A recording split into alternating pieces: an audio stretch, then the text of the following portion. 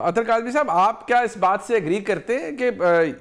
गुंजाइश तो सारी बात है हर जगह ही होती है, बट क्या आपके नज़दीक कोई ऐसी स्पेस है कि जी हमें अंदाज़ा हो कि अच्छा जी कुछ ना कुछ कोई एक तशनगी सी है, कोई देर somebody is on the look out कि जी कुछ ज़रूरत है मामलात को आगे बढ़ाने की?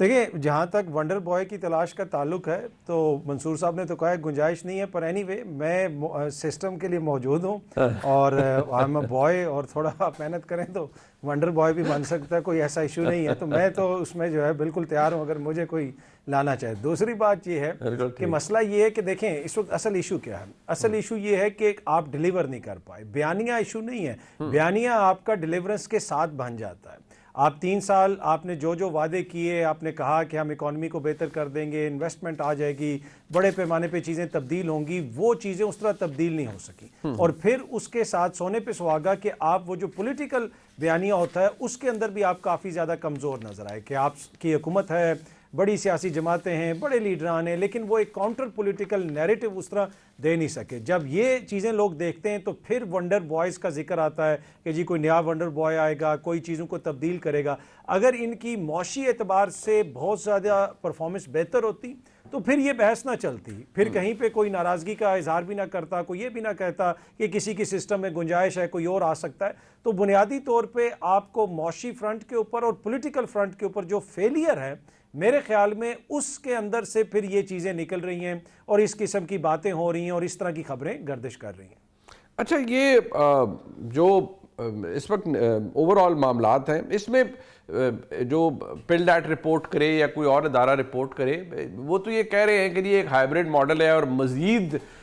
हावी रहेगी पाकिस्तान की मुख्तदरा हुकूमती मामलात के ऊपर। अभी तक इस हाइब्रिड मॉडल को कोई प्रॉब्लम नहीं है, बट ये 2026 शुरू हो रहा है। मंसूर अली खान साहब, क्या आपको लगता है कि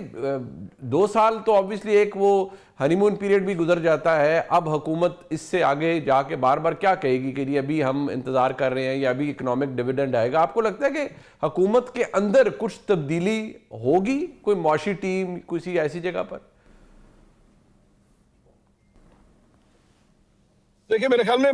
मुआशी टीम जो है वो तो बिल्कुल चेंज हो सकती है, उसमें ऐसी कोई बात नहीं है। बल्कि आप जानते हैं कि मौजूदा जो मुआशी टीम बनी भी थी, और जब ये बनी थी तो मुस्लिम लीग नून को ने बड़ी मुश्किल से ये कड़वा घूंट पिया था। वरना आमतौर पे ये पोर्टफोलियो आप जानते हैं कि घर में ही रहता है, इसाक डार साहब के पास जाता है। लेकिन जब ये हुआ था तो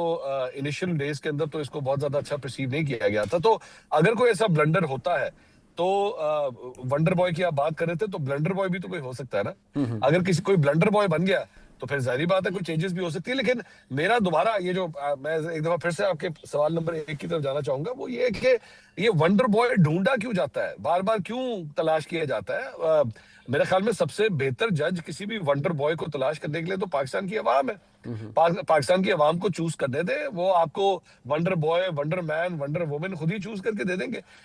उसके बाद उसे वो वंडर करता है या ब्लंडर करता है, let him do whatever he wants. Why is it के हर दफा हम एक्चुअली सिस्टम जो है वो एक लीडर क्रिएट करे और क्रिएट करके उसके बाद लोगों को कहे कि लो जनाब तुम्हारा मसीहा आ गया, तुम्हारे लिए अब सारे मसाइल जो है वो ये हल करके देगा। लोगों को फैसला करने दे, जाके वो वोट डाले, वोट की ताकत से वो जिसको भी लेकर आते हैं, मेरे ख्याल में वो उनके लिए वंडर और वंडरफुल वही होगा।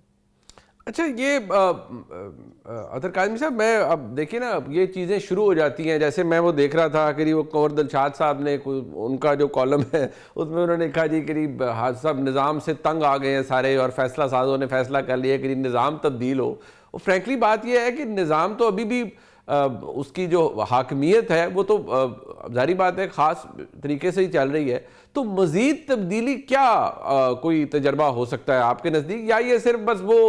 वो चीज़ें हैं जो हर दफ़ा हर साल के आगाज़ में मार्केट में आती हैं, या आपको लगता है नहीं कोई फ्रस्ट्रेशन कहीं बढ़ भी रही है, कहीं क्लॉक टिक भी कर रहा है कि भाई बहुत हो गया, अब ज़रा डिलीवरी चाहिए, अगर नहीं मिल रही तो let's do something about it?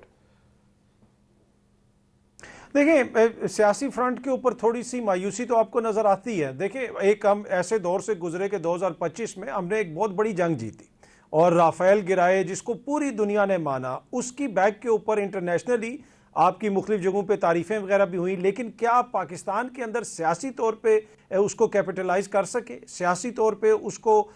उस तरीके से अपने लिए इस्तेमाल कर सके जो सियासी हुकूमत ने करना था? वहाँ पे आपको फेलियर नज़र आता है तो यकीनन कहीं ना कहीं इसके ऊपर कोई ना कोई आईब्रोज ज़रूर रेज होते होंगे। लेकिन एंड ऑफ द डे देखें, जब तक अवाम के हकीकी नुमाइंदे नहीं आएंगे, चाहे वो 2018 में आए या 13 में आए या आगे 30 में आए, जब भी आए, तब तक ये मसला चलता रहेगा। ये बहस देखें होती इसलिए है कि हमने अवाम के हाथ से क्या ये फैसला ले लिया है कि आपकी मर्जी से हुक्मरान आएंगे। ठीक, जब आपने अवाम के हाथ से ये फैसला ले लिया तो फिर तो इस किस्म की बहस चलती रहेगी कि कौन आएगा, कौन जाएगा, कौन जो है बेहतर है या कौन बेहतर नहीं है। पर मौजूदा सिस्टम के अंदर मुझे ये गुंजाइश इस वक्त मुनीब साहब नज़र नहीं आ रही, ना मुझे इमरान खान साहब के लिए गुंजाइश नज़र आ रही है। ऑल्दो के बहुत सारे लोग कहते हैं कि चीज़ें तब्दील हो रही हैं, ये मुझे कोई ऐसी तब्दीली नज़र नहीं आ रही, ना ही मुझे पीपल्स पार्टी और नून लीग के दरमियान कोई सेपरेशन होती हुई नज़र आ रही है, और ना ही सिस्टम के जो दीगर स्टेक होल्डर्स हैं वो मुझे इनको अपने आप से अलहदा करते हुए फिलहाल नज़र आ रहे हैं।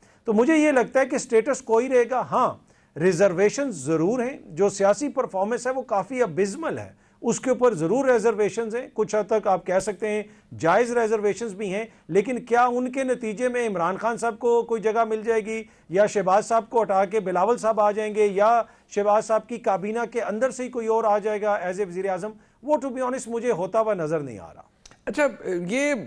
जिस सियासी परफॉर्मेंस को अबिस्मल ग्रेड किया है अतर काज़मी साहब ने, मंसूर साहब आपके नज़दीक ये जाहिर बात है एक दबाव होता है ना कि देखिए जो हुकूमतें मुक़्तदरा की मदद से खड़ी होती हैं, एक सुपर स्ट्रक्चर क्रिएट होता है, हमने माजी में भी देखा, हमने आज भी देख रहे हैं, उनमें कहीं ना कहीं एक टाइम टिक कर रहा होता है, कुछ एक चीज़ अटैच होती है कि नहीं आपने अपने ओन पर भी बहुत कुछ करना है। तो क्या ये हुकूमत इस पर भी ये दबाव है कि भाई ठीक है आप आ गए, सब कुछ हो गया, मदद भी फराम कर दी, 2 साल भी गुजर गए, एज वी स्पीक बहुत अच्छी बातें होती हैं शहबाज शरीफ साहब के मुतालिक, लेकिन ओवरऑल जो परसेप्शन ऑफ गवर्नमेंट है वो मैं अवाम की बदकिस्मती से जारी बात है, डिसाइडिंग फैक्टर यहाँ अवाम मुकम्मल तौर पर नहीं होते, मैं और एतबार से पूछ रहा हूँ वहाँ कोई फ़र्क आ रहा है कि नहीं यार अब आप 2 साल हो गए हैं, मतलब सामने तो कोई चीज़ आए, आप अपना वजन तो खुद तो उठाइए। देखिए मेरे ख्याल में अगर आप इसका मुआवजा करें 2018 में जब इमरान खान साहब आए थे तो ऑब्वियसली उस वक्त भी एक शुरू का एक हनीमून पीरियड था, लेकिन अल्टीमेटली उन्होंने भी एक मौके के ऊपर आके फिर यही कह दिया था कि जनाब इनफ इज इनफ, मजीद बोझ हम आपका नहीं उठा सकते, क्योंकि बुरा भला एक्चुअली आपको कहा जाता है लेकिन असर उसका जो है वो हमारे ऊपर होता है। मौजूदा सिस्टम को भी ऑब्वियसली ये हीट जो है वो महसूस हो रही है, ऐसा नहीं है कि वो बरीउस जिम्मा है, और इसीलिए वो ये चाहते हैं कि ठीक है आप बाकी अमूर के अंदर तो हम आपकी मदद करें, लेकिन आप साथ ही साथ अवाम के अंदर अपनी जड़ों को दोबारा मजबूत कीजिए, अवाम आपको सपोर्ट करे, वो समझे कि हाँ हमारे ऊपर जो हुक्मरानी कर रहे हैं वो एक्चुअली हमारे फायदे के लिए कर रहे हैं।